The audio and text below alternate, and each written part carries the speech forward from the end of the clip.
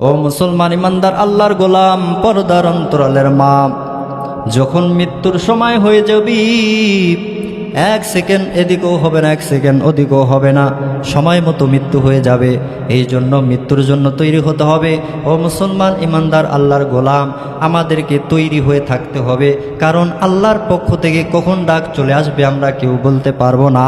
ও মুসলমান ইমানদার, সব সময় আমাদেরকে রেডি হয়ে থাকতে হবে, কারণ মৃত্যু আমাদের নিকটে।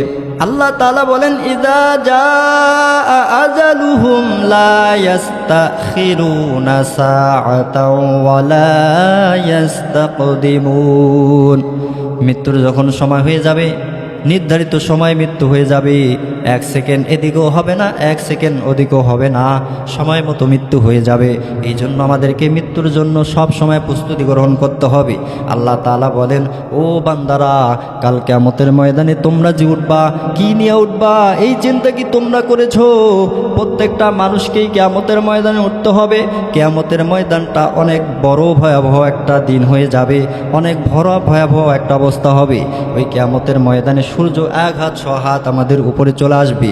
কঠিন বড় একটা মুসিবতের দিন ওই কিয়ামতের ময়দানটা আমাদের জন্য হবে। এই জন্য ওই দিনকে ভয় করতে হবে। ও মুসলমান ইমানদার, দুনিয়ার জমিন থেকে 9,30,00,000 মাইল দূরে সূর্য। এরপর সূর্যের তাপ যেদিন বেশি হয়, এই সূর্যের তাপ আমাদের সহ্য হয় না, আমাদের শরীর থেকে ঘাম বের হয়, ঘাম ঝরতে ঝরতে আমাদের অবস্থা একেবারে কাহিল হয়ে যায়। দুনিয়ার জমিন থেকে 9,30,00,000 মাইল দূরে সূর্য, এরপর আমরা ওই তাপ সহ্য করতে পারি না। কিয়ামতের ময়দানে যখন সূর্যটা এক হাত ছ হাত উপরে চলে আসবে, ও মুসলমান বলেন তো দেখি, কিয়ামতের ময়দানে ওই দিন ওই সূর্যের তাপকে আমরা সহ্য করতে পারবো?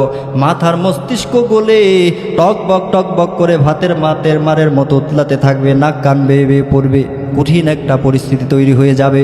এই জন্য আল্লাহ পাক বলেন, ওই কিয়ামত দিবসকে তোমরা ভয় করো। প্রত্যেকটা মানুষকে ওই দিন উঠতে হবে, প্রত্যেকটা মানুষকে আমার কাছে হিসাব দেওয়া লাগবে। কিয়ামতের ময়দানটা বড় ভয়াবহ। ও মুসলমান, কেন ওই দিনকে ভয় করো না? ওই দিন কেউ কারো উপকারে আসবে না। ইয়াউমা ইয়াফিরুল মারউ মিন আখি ওয়া উম্মিহি ওয়া আবি ওয়া সাহিবাতিহি ওয়া বানি। ওই দিন সন্তান সন্ততি, আপনার পিতামাতা, আপনার আত্মীয় স্বজন কেউ কারো কাজে আসবে না, কেউ কারো উপকারে আসবে না। আপনাকে দেখে তারা পালিয়ে পালিয়ে যাবে, নাফসি নাফসি বলে পালিয়ে পালিয়ে যাবে। সবাই নিজের জীবন বাঁচানোর জন্য ওই দিন দৌড়াদৌড়ি করবে। দুনিয়ার মধ্যে বিপদের মধ্যে পড়ে গেলে কত মানুষ আপনাকে বাঁচানোর জন্য দৌড়ে যায়, আপনাকে উদ্ধার করে নিয়ে যায়, টাকা দিয়ে উদ্ধার করে, ক্ষমতা দিয়ে উদ্ধার করে, বিভিন্ন কৌশল অবলম্বন করে উদ্ধার করে। কিন্তু কিয়ামতের ময়দান এমন একটা দিন হবে, আল্লাহ পাক বলেন, ওই দিন কেউ কারো উপকারে আসবে না, কেউ কারো উপকারে আসবে না, কেউ কাউকে সাহায্য করবে না। এই জন্য তোমরা ওই দিনকে ভয় করো। ওয়াত্তাকু ইয়াওমান লা তাজজি নাফসুন আন নাফসিন শাইআ। ওই কিয়ামত দিবসকে তোমরা ভয় করো, ওই দিন কেউ কারো উপকারে আসবে না। ও মুসলমান ইমানদার, আমরা আজকে দুনিয়ার মধ্যে আসার পরেই ওই কিয়ামত দিবস সম্পর্কে চিন্তা ফিকির করি না, আল্লাহর ভয় আমরা অন্তরে সেটেল করি না। আমাদেরকে যে দুনিয়ার জমিন থেকে বিদায় নিয়ে পরপারে পাড়ি জমাতে হবে, এই চিন্তা আমাদের অন্তরের মধ্যে নাই। ও মুসলমান ইমানদার আল্লাহর গোলাম, আমাদের দুনিয়ার জমিন থেকে বিদায় নিয়ে চলে যাওয়া লাগবে। সবাই আমরা মৃত্যুবরণ করব। কোটিপতি বলেন আর গরিব বলেন, ফকির বলেন মিসকিন বলেন, সবাই দুনিয়ার জমিন থেকে বিদায় নিয়ে চলে যাবে। কেউ আমরা দুনিয়াতে থাকবো না। যার যখন ডাক চলে আসবে, তখন তাকেই দুনিয়ার জমিন থেকে বিদায় নিয়ে চলে যাওয়া লাগবে। ও মুসলমান, আল্লাহর ভয় অন্তরে সৃষ্টি করো, পরকালের ভয় অন্তরের মধ্যে সৃষ্টি করো। যখন সময় হয়ে যাবে সবাই চলে যাইতে হবে। আল্লাহর পয়গম্বর সুলাইমান আলাইহিস সালাম জিন্দারা বাইতুল মুকাদ্দাস মসজিদ নির্মাণ করে দিয়েছিলেন। হঠাৎ মালাকুল মউত আজরাইল আলাইহিস সালাম উপস্থিত হয়ে গেল। আল্লাহর পয়গম্বর সুলাইমান আলাইহিস সালাম ডাক দিয়ে বললেন, ওগো পয়গম্বর, আপনি কেন আমার কাছে এসেছেন? কি জন্য এসেছেন? তখন মালাকুল মউত আজরাইল আলাইহিস সালাম ডাক দিয়ে বললেন, ও আল্লাহর পয়গম্বর, আল্লাহর পক্ষ থেকে হুকুম জারি হয়েছে, আপনার জান কবজ করা হবে, এই দুনিয়ার জমিন থেকে আপনাকে বিদায় নেওয়া লাগবে। সুলাইমান আলাইহিস সালাম ডাক দিয়ে বলল, ও ভাই আজরাইল, এখনো মসজিদের কাজ বাকি আছে, এখনো হিসাব কিতাব বাকি আছে। আপনি আমাকে একটু হিসাব কিতাব বোঝাবার সময় দেন। আল্লাহর ফেরেশতা আজরাইল আলাইহিস সালাম ডাক দিয়ে বলল, আল্লাহর পয়গম্বর, আপনার আর কোনো সময় দেওয়া হবে না, আপনার সময় শেষ হয়েছে, আপনি প্রস্তুতি নিয়ে নিন। সুলাইমান আলাইহিস সালাম বললেন, আচ্ছা আমাকে একটু চেয়ারের মধ্যে বসবার সময় দাও। আল্লাহর ফেরেশতা মালাকুল মাউত আজরাইল আলাইহিস সালাম ডাক দিয়ে বলল, আর এক মুহূর্ত সময় দেওয়া হবে না, আপনার সময় শেষ। সুলাইমান আলাইহিস সালামের দাঁড়িয়ে থাকা অবস্থায় আল্লাহর ফেরেশতা মালাকুল মাউত আজরাইল আলাইহিস সালাম তার জানটাকে কব্জ করে নিয়ে নিলেন। সুলাইমান আলাইহিস সালাম আল্লাহর সান্নিধ্যে চলে গেলেন, যিনি সারা জাহানের বাদশাহ এবং আল্লাহর একজন প্রিয় পয়গম্বর ছিলেন, তাকেও সময় দেওয়া হলো না। আর আপনি আমি কি? ও মুসলমান, এই জন্য মৃত্যুর জন্য তৈরি হয়ে থাকো। প্রত্যেকটা মানুষকে মৃত্যুবরণ করা লাগবে।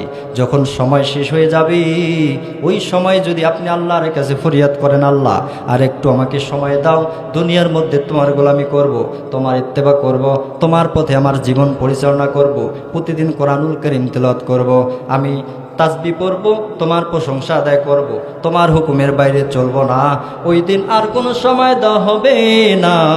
আল্লাহ ডাক দিয়ে বললেন, ও আমার বান্দা, দুনিয়ার মধ্যে আমি তোমাকে পাঠাইছি, দুনিয়াতে আমি তোমাকে চলার জন্য গাইডলাইন দিয়েছি, কোরআনুল কারীম দিয়েছি, অসংখ্য নবী আলাইহিমুস সালাম আমি আল্লাহ পাক পাঠাইছি, তোমাকে সঠিক পথ দেখানোর জন্য দিক নির্দেশনা তারা দিয়েছি। নবী আলাইহিমুস সালাম ছিল না, তাদের ওয়ারিসগণ উত্তরসূরিগণ ছিল ওলামায়ে কেরাম, তারা তোমাদেরকে কোরআন খুলে খুলে, কিতাব খুলে খুলে জাহান্নামের শাস্তির বর্ণনা দিয়েছি। এরপরও তোমরা এগুলো মানো নাই, বৃদ্ধাঙ্গুলি দেখিয়েছো, তোমরা তোমাদের মতোই চলেছো, আমার পথে চলো নাই। আজ আর সময় দেওয়া হবে না, আজ তোমাদের কোনো সময় নাই, আজ তোমাদের ঠিকানা হলো জাহান্নাম, তোমাদের কাছকে জাহান্নাম যাওয়া লাগবে। ও মুসলমান, ইমানদার আল্লাহর গোলাম, পর্দার অন্তরালের মা, আল্লাহর ভয় অন্তরে তৈরি করো, মৃত্যুর জন্য তৈরি হও। প্রত্যেকটা মানুষকে মৃত্যুবরণ করতে হবে। সময় থাকতে সময়টাকে কাজে লাগাও, ইবাদত বন্দেগীর মাধ্যমে নিজের জীবনকে সাজাও। আজ মসজিদের মধ্যে প্রতিনিয়ত 5 বার মসজিদের মধ্যে হাইয়া আলা সলা বলে আহ্বান করে। তুমি নামে মুসলমান, দাবি করো তুমি একজন মুসলমান, কিন্তু মসজিদের মধ্যে আজান হয়, তুমি মুসলমান হওয়া সত্ত্বেও মসজিদের মধ্যে আসো না, আল্লাহর গোলামি করো না, আল্লাহর ইত্তেবা করো না, কিন্তু খাঁটি একজন ইমানদার তুমি দাবি করো, খাঁটি একজন মুসলিম দাবি করো, অথচ তুমি আল্লাহর গোলামি করো না, আল্লাহর ইত্তেবা করো না, ইমানদার দাবি করো। এমন ইমান নিয়া পরকালে পার পাওয়া যাবে না।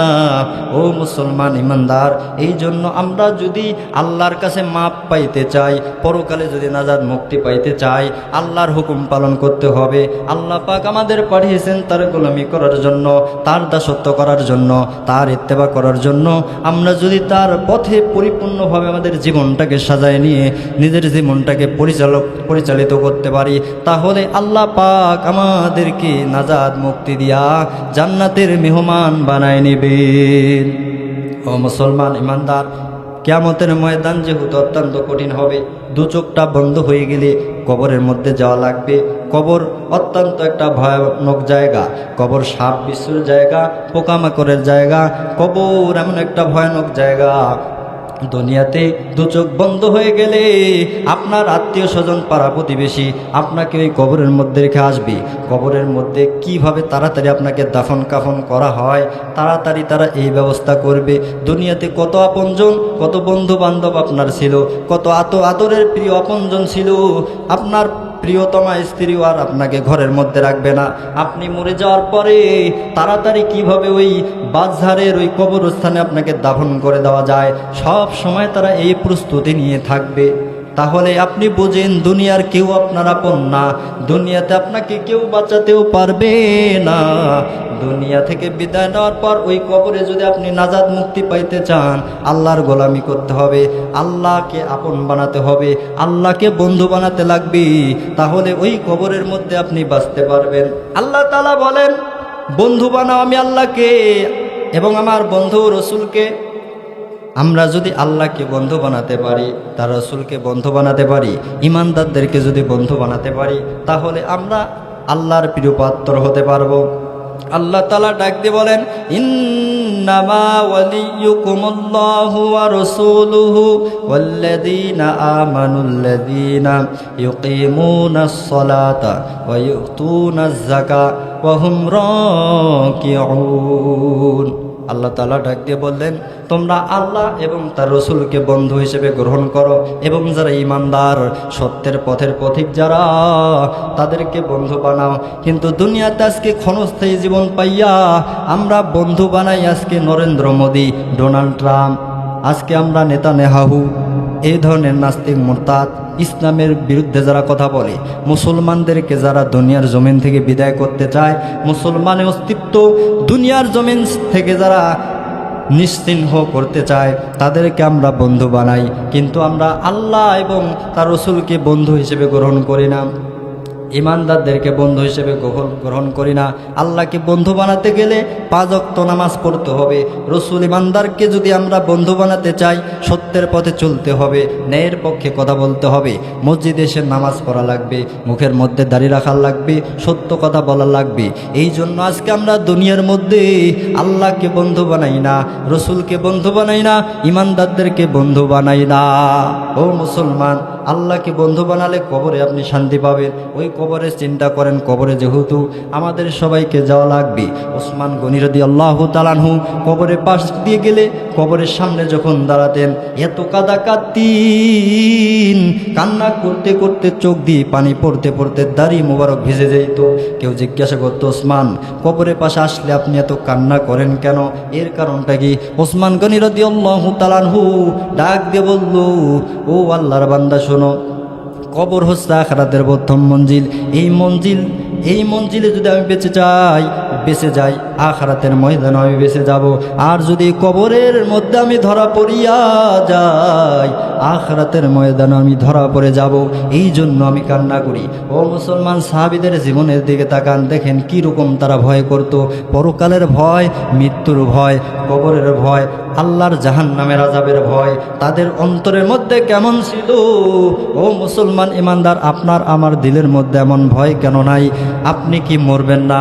এই দুনিয়া থেকে আপনি চিরকাল ধরে থাকবেন। যেহেতু একদিন আমাদের চলে যাওয়া লাগবে, এই দুনিয়ার জমিন ছেড়ে যেহেতু আমরা সবাই চলে যাব, কেন এত অহংকারী দেখাও?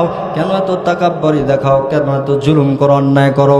ও মুসলমান ইমানদার, সবাইকে যেহেতু একদিন পরকালে চলে যাইতে হবে, সবাইকে যেহেতু কবর জগতে যাওয়া লাগবে, মৃত্যুবরণ করা লাগবে, এই জন্য অহংকারী বাদ দাও, তাকাব্বরি বাদ দাও, সব কিছু বাদ দিয়া আল্লাহর পথে নিজের জীবনকে সাজায় নাও।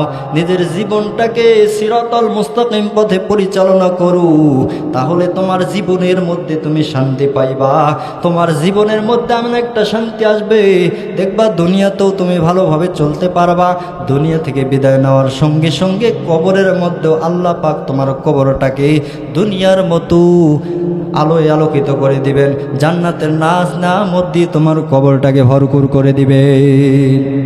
ও মুসলমান ইমানদার আল্লাহর গোলাম, যারা নেককার হবে, যারা ইমানদার হবে, কবরগুলো তাদের জন্য জান্নাতের বাগান হয়ে যাবে। জান্নাতের নাজ নামত দিয়ে আল্লাহ পাক তাদের কবরগুলোকে ভরপুর করে দিবেন। আর যারা নাফরমান বেঈমান হবে, ওই কবরগুলো এমন একটা নরকে পরিণত হবে, জাহান্নামের গর্তে পরিণত হবে।